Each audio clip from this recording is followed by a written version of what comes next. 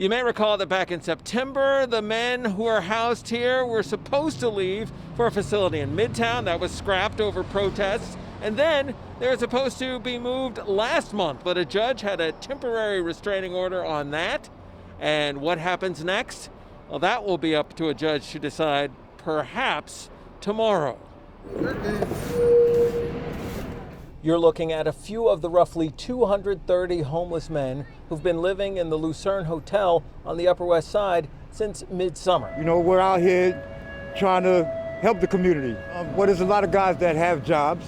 A lot of guys that's trying to go to school. And on Saturday, I'm proud to stand with you.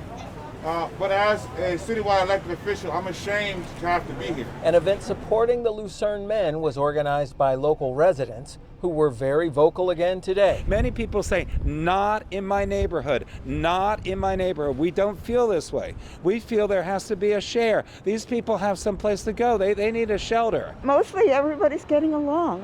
We need to be able to care for them the way we try to care for each other. The city moved the men here from dormitory-style shelters out of concern that those shelters could spread COVID. Soon after the move, reports of minor crimes nearby went up. They've since declined, but complaints about the hotel's residents have persisted in places like the Upper West Siders for Safer Streets Facebook group. Another group in the neighborhood called Westco hired a high-powered attorney. They want the city to follow through on a plan to move the men from the Lucerne to the financial district downtown where there's another hotel. There, they'd each have their own room, and for some, it's closer to services they need. But in a virtual hearing at court today, a lawyer for Lucerne residents argued that moving the men from there could cause irreparable harm.